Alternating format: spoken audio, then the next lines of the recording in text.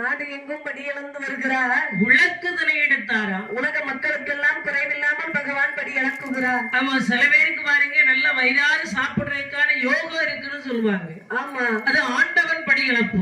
சரி, சில பேர் நிறைய வாங்குவாங்க, சாப்பிடலாம். ஆமா, ஆனா பாதிக்கு மேல சாப்பிட முடியாது, வீணடிச்சிருவாங்க. அடுத்த நாள் ஆண்டவன் என்ன செய்வாரு? அப்புறம் சாப்பாட்டுக்கு குறை வச்சிருவாரு, படியை குறைச்சிருவாரு. சரி, அதனால எந்த உணவையும் நாம என்ன செய்யக்கூடாது, வீணடிக்க கூடாது. நம்மளால முடிஞ்சதை வாங்கணும், சாப்பிடணும். ஆமா, வீடா இருந்தாலும் சரி, கல்யாண வீடா இருந்தாலும் சரி, கோவில் குடையா இருந்தாலும் சரி, சரி, அடுத்தவங்க தானே நமக்கு சாப்பாடு போடுறாங்க, அது என்ன வீணாக்குனா என்ன? ஆமா, அந்த உணர்வு நம்ம மனிதனுக்கு வரக்கூடாது. கூடாது கூடாது. படி இழக்கிறார். ஆமாம்மா, எல்லா மக்களுக்கும் படி இழந்துட்டாரு. கைலாயத்தை நோக்கி வராரு. சரிதான். பார்வதி அம்மன் பாக்குறாங்க, என்ன இந்த பகவான் சட்டுப்புட்டுன்னு வந்துட்டு இருக்காரு, இவ்வளவு வேகமா படி இழந்துட்டு திரும்பி வந்துட்டாரு. 2 எருமை பிடித்தாள். சரிதான். சிமை கூட்டுக்குள் அடைத்தாள். ஆமாம்மா, இந்த சிறு எறும்புக்கு ஈசன் படி இழப்பாரு, அங்க எங்க வச்சு அளந்துருவாரு, கட்டாயம் பகவான் படி அளந்து விட்டுருவாரு என்று சிமை கூட்டுக்குள் வைத்து, சரி, முந்தானையில் முடிந்து எங்களுக்குள் சொருகி கொண்டாள் அம்மை. இடுப்புல சொருகி வச்சிருக்கா. சரிதான். ஆனால் ஆண்டவனோ, ஆமாம்மா, எல்லோருக்கும் படி இழந்து விட்டோம் என்ற நிறைவோடு கைலாயம் வருகிறார். சரிதான். கண்டாள் பார்வதி அம்மன் ஆண்டவனுக்கு பணி செய்தாள். என்ன செய்கிறார்? சன்னீரோ செம்மரளி பூவெடுத்தாள். பகவானுடைய பாதத்திலே பாத பூஜை கொண்டு ஒரு ஆசனத்தை சுடி அமர வைத்தாள்.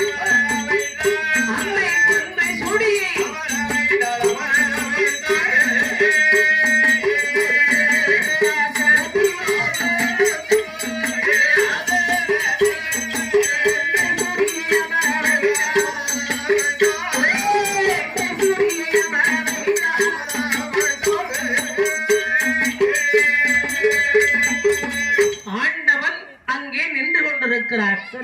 பார்வதி அம்மன் ஒரு தங்க தாம்பளத்தை எடுத்துட்டு வராங்க. அடே அப்பா, தங்கத்துல தாம்பளம் எதுக்கு? எதுக்கு?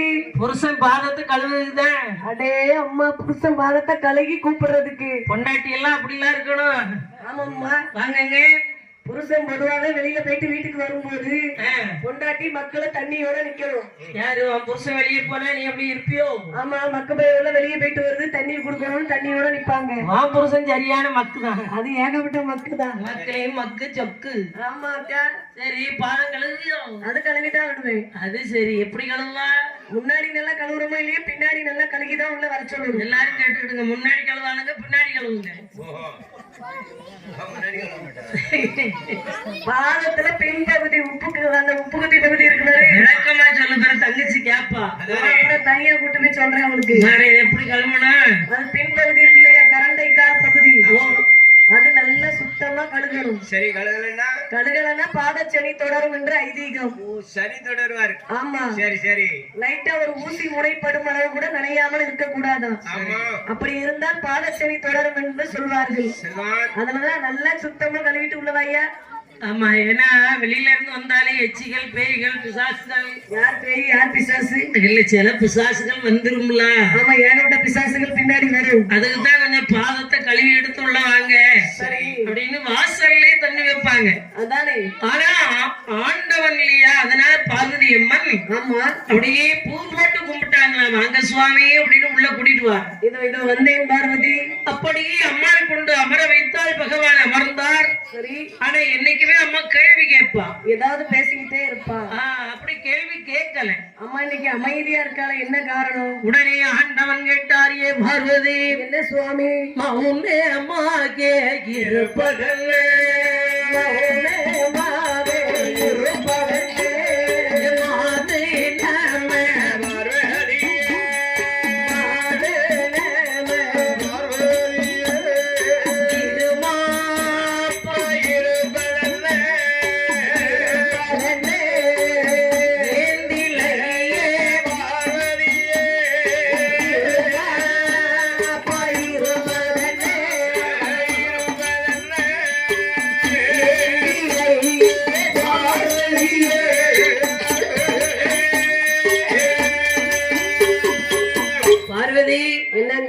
ஏன் இந்த மௌனம்? உங்க பேர்ல ஒரு சின்ன சந்தேகம் எனக்கு. போன போக்குல குறைச்சு வச்சுட்டு போயிட்டீங்களா ராசா? சரி, அப்ப மௌனமாவே இருக்கிறீங்க. ஆமா, உங்க பேர்ல வருத்தம் கோபம் சந்தேகம். சரி, கோபம் வருத்தம் சந்தேகம் இருந்தா சரி வருமா? எல்லாம் மொத்தமா வந்துட்டு ஐயா, என்ன பண்ண? என்ன பண்ணையா? ஆமா இல்லையே, உனக்கு என்ன பிரச்சனை? சுவாமி, நீங்கள் பூலோகத்திற்கு படியிறக்க போனீங்க. யாருக்கும் குறைவில்லாமல் படியிழந்து வந்திருக்கிறீர்களா? ஒருவருக்கும் குறைவில்லாமல் நிறைவாக படியிழந்து வந்திருக்க பெண்ணே பார்வதி. இல்லை சுவாமி, என்னிடத்தில் 2 ஜீவன்கள் பட்டினியாக இருக்கிறது. அது எப்படி இருக்கும் உன்கிட்ட? இருக்கிறது சுவாமி, என்கிட்ட இருக்கு. இருக்கா? ஆமா. எடுத்துட்டு பார்க்கலாம். எடுத்துட்டு வரணுமா? ஆமா. அது எடுத்துட்டு எல்லாம் வர முடியாது. ஏன்? நீங்க அந்த பக்கமா திரும்புங்க, நான் அப்புறம் எடுத்து உங்க முன்னாடி கொண்டு வந்து விடுறேன். ஏன் திரும்பணும்? நான் என் முந்தானையில முடிஞ்சு எக்குளுக்குள்ள சொருகி வச்சிருக்கேன். கொண்டா பாப்போம். No touching. என்னப்பா எக்குல வச்சிருக்க? இல்ல, எல்லாரும் பாத்துக்கிட்டே இருக்காங்க, எனக்கு வெக்கமா இருக்கு. அப்படியா? தெய்வாட்கள்லாம் பாக்குறாங்க. சரி. அது தனியா இருக்கும்போது இடுப்புல கை வச்சா பரவாயில்ல. ஒரு கணவன் மனைவினா தொடர்றதுக்கு அதிகாரம் இல்லையா? தொடர்றதுக்கு பப்ளிக்லயா தொடுவீங்க? தொட்டு கொள்ளவா வேண்டாம், தொடர்ந்து கொள்ளவா? எனக்கு ரொம்ப வெக்கமா இருக்கு. ஐயே, இவ்வளவு வெக்கம் வந்துட்டேன். சரி சரி, நான் ஒண்ணு தொடலம்மா, எல்லாரும் கண்ணை மூடிட சொல்லுவோம். சரிங்க. வாழை இலையில அந்த பக்கம் திரும்ப உடனே எடுத்து விட்டுருவேன். எந்த பக்கம் திரும்ப? யூட்டன் போடுங்க. சரி, திரும்பிட்டேன். நான் இப்பவே எடுத்து விடுகிறேன் சுவாமி. சரி, எடுத்து விட பாப்போம். சிங்க வாழை இலை விரித்தாள். சரிதான். சிமைக்குடை திறந்தாள். சிற்றெரும்பை எடுத்து அப்படியே கீழே விட்டுட்டான். சரி. அந்த சிறு எறும்பு வாயில என்ன இருக்கு? திணை அரிசி இருக்கு. அப்படியே சுத்தி சுத்தி வருது. மச்சா எறும்பு, கொழுந்தியார் எறும்பு. அது என்ன? எறும்புக்கும் உரை இருக்கா? நமக்கும் உரை இருக்கிற மாதிரி எறும்புக்கும் உரை இருக்கு. அப்படியா? ஆமா மச்சான், அதைத்தாங்க இதைத்தாரு. ஏன் அதை கூட இதை தாரே? நீங்க அதைத்தாங்க இதைத்தாரு. இல்லம்மா, அதை தந்தாதான் இதை தர முடியும். இல்ல தர முடியாது. பெருசா கொடுக்கீங்க, எனக்கு வயிறு பசியா இருக்கு. ஆஹா. நீ தந்தா நான் தாரேன். மச்சா எறும்புக்கு நல்ல பெரிய திரையரிசியை படிக்க வந்துட்டாரு. சரி. கொழுந்தியார் எறும்புக்கு சின்ன திரையரிசியை படிக்க வந்துட்டாரு. ஆமா. அதனால 2 பேருக்கும் பயங்கர சண்டை. ஓஹோ. அதுலயும் பாரு, பார்வதி அம்மா வந்து மச்சா எறும்பையும் கொழுந்தியார் எறும்பையும் பிடிச்சு அடைச்சிருக்கா. ரெண்டும் சேர்த்து அடைச்சிருக்காங்க. அது மைனியார குழந்தனமா இருந்தா எப்படி இருக்கும்? அது சூட்டா இருக்கும். அது நல்லா இருக்காது.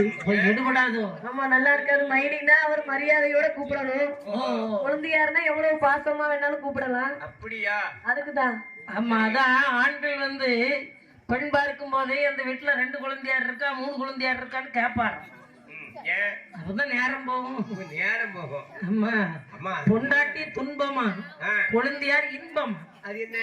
ஏன்னா பொண்டாட்டி நச்சு நச்சும்பா, ஆமா. குழந்தையான அத்தான் நல்லா இருக்கீங்களா அத்தான்? நானே நம்ம சினிமாவுக்கு போமாத்தான்?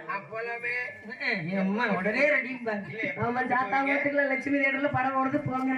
எப்ப கூட்டு போவீங்க? ஆனா அதே சமயத்துல கணவன் கூட பிறந்த தம்பி கொழுந்தன் இருக்கிறான்னா அந்த மைனி அப்படிலாம் நினைக்க மாட்டான். அப்படியா பிள்ளையா நினைப்பாயிர புருஷனுக்கு 25 வயசு ஆஹா. கொழுந்தனுக்கு 7 வயது சரி 7 வயசுனா இத்தனோண்டு பிள்ளை இல்ல ஆமா அது அந்த அண்ணி ஆ. பிள்ளையா நினைப்பா என்ன தேய்ச்சி விடுவா சரி ட்ரெஸ் போட்டு விடுவா ஆமா சாப்பிடலாம் அள்ளி ஊட்டுவா சரி தாயின் இடத்தை தமையன் மனைவி பூர்த்தி பண்ணுவா அடேப்பா. ஆணுக்கு பெண்ணுக்கு எவ்வளவு வித்தியாசம் பத்தியில நாங்க பாத்துட்டு டிவில பாக்க தானே செய்யறோம் நீ டிவியை பார்த்து ஒரு நாள் வாங்கிட முடியாது டீச்சர் படிச்சு கொடுக்க போய் எனக்கு கூட்டு போயிடுறாங்கன்ட்டு பாத்துக்க எத்தனை பேர் இடத்துல பாத்துக்கிட்டு இருக்கோம் வா அப்படி சொல்றியோ ஆமா அது இப்போ ஆ.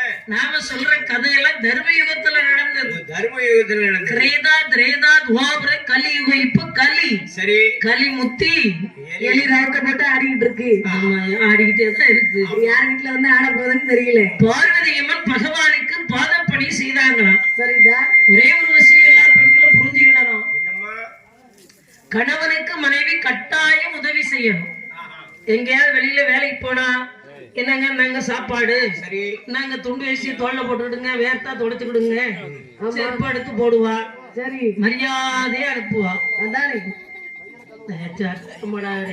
ஆனா சரி அது இருக்கு அப்ப நீ என்ன சோதனை பண்ணது குற்றம் தானே என்னை மன்னித்து விடுங்கள் சுவாமி என்னை மன்னித்து விடுங்கள் உனக்கு மன்னிப்பு கிடையாது அறிந்தும் அறியாமலும் செய்த தப்பிற்கு மன்னிப்பு கிடையாதா ஆமா எனக்கு மன்னிப்பு தாருங்கள் ஈஸ்வரா உங்க காலை காமிங்க ஆ. இல்லம்மா வாரி விட்டுருவீங்க மாறியில விட மாட்டேங்க விழுந்து கும்பிடுறேன் உன்ன மாதிரி ஆட்கள்கிட்ட காலை கொடுத்தோன்னா அவ்வளவுதான் கலட்டி விட்டுட்டு ஓடி போயிருவீங்க நம்ம பொண்டாட்டியெல்லாம் புருஷன் காலை வாரியா விடுவாங்க எத்தனை பேர் வாரி விட்டது எனக்கு தெரியலன்னு இருக்கியே அதானே படியின் அம்மா விழுந்து கும்பிட்டா சரி ஆனால் ஆண்டவர் அவளுக்கு மன்னிப்பு கொடுக்கவில்லை ஆமா கடுமையான சாபத்தை கொடுக்கிறாரே பார்வதி என்னங்க என்னை பரிசோதனை செய்தபடியினால் சரிதான் இல்லை இல்லை பேச்சியாக செய்திடுங்க நீ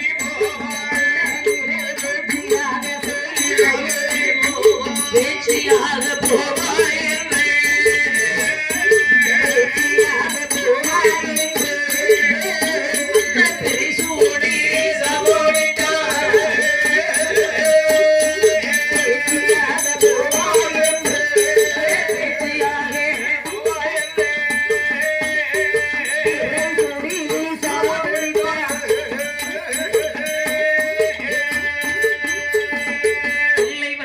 சுடுகாட்டில் நீ ஒரு பேச்சியாக இருப்பாய் என்றார். சுடுகாட்டுல பேச்சியாக இருக்கணுமா? உடனே அம்மா கேட்டா, சுவாமி என்ன பார்வதி, சுடுகாட்டுல நான் இருக்கிறேன், போ உட்கார்ந்துக்காமா, அங்க போய் உட்கார்ந்துக்க. ஆனா எனக்கு ஒரு குழந்தை மட்டும் தந்துருங்க. உனக்கு கொஞ்சமாவது புத்தி இருக்கா பார்வதி? ஏன் இறைவா, உனக்கு ஏற்கனவே எத்தனை குழந்தைகளை நான் கொடுத்திருக்கிறேன். 4 பிள்ளை நறுக்கா தந்திருக்கீங்க. மூத்த பிள்ளை விநாயகன், 2வது பிள்ளை முருகன், ஆமா, 3வது பிள்ளை சித்திரகுப்த நயினார், 4வது பிள்ளை சூரியனையும் உனக்கு குழந்தையாக கொடுத்திருக்கிறேன். ஆனா ஏன் அருகில இருக்கிறதுக்கு ஒரு பிள்ளை இல்லையே? எங்க போயிட்டாங்க 4 பிள்ளைகளும்? சக்கரை பொங்கல் சாப்பிட்டு மூத்த பிள்ளை ஜம்முன்னு இருக்கான். அவனுக்கு நீ வயிற்று சாப்பாடு கொடுக்கல, அவன் போய் ஜம்முன்னு சந்தையில போய் உட்கார்ந்துருக்கான். அதுவும் கொழுக்கட்டை வேணுங்க, ஓலையில அவிச்சு கொடுக்க வேண்டியதான பிள்ளைக்கு. அதை இடிக்கணும், மாவு பசையணும், அப்புறம் ஓலையில வைக்கணும், அவிக்கணும். சரி, அதை விடு. சரி, 2வது பிள்ளை முருகன் சூரசம்மாரம் பண்ண போறேன்னு திருச்செந்தூர்ல இருக்கான், அங்க போய் உட்கார்ந்துக்கிட்டான். ஆனா 3வது பிள்ளை மட்டும் கணக்கா பிள்ளை வேலையில இருக்கான். நல்ல மணியாடு வரும், காலை நீட்டி போட்டு சாப்பிடலாம். நட்டமானே சாப்பிடலாமே, கீழே விழுந்துறாங்க நட்டமானு சாப்பிட்டு. இல்ல அவன் இலவச கணக்கு 1 ரூபா பிரயோஜனம் இல்லடே, ஓசி கணக்கு எழுதிட்டு இருக்கான். அப்படி என்றால் 4வது பிள்ளை சூரியன் உலகத்துக்கே ஒளி கொடுத்து கொண்டு இருக்கிறான். 4 பிள்ளைகள் இருந்தும் உன் அருகில் ஒரு பிள்ளை இல்லை என்று கேட்கிறாய். இல்லை இல்லை இல்லை பார்வதி, 5வது ஒரு குழந்தை தந்தால் ஏகப்பட்ட துன்பங்கள் வரும் உனக்கு. அப்படியா? பரவாயில்லைங்க, எத்தனை துன்பங்கள் வந்தாலும் குழந்தை வேணும் என்று கேட்கிறாய். ஆம் என்று சொல்லி அம்மை பார்வதி சரிதான், கைலாச மலையிலே 1008 மரகத தூணில் ஆமம்மா 32வது துன்பக்கு சுடர்மணி விளக்கு சுடர்விட்டு எரிகின்றது. சரி, மணி விளக்கினர் காண்மையாக மாதனவ பார்வதி தவம் இருந்தால் நீ கேட்ட பிள்ளை கிடைக்கும். அப்படி என்றால் நானாக இருந்தாலும் தவம் இருந்தால் தான் குழந்தை. ஆமா, சரி சுவாமி, நான் சென்று தவம் இருக்கிறேன்.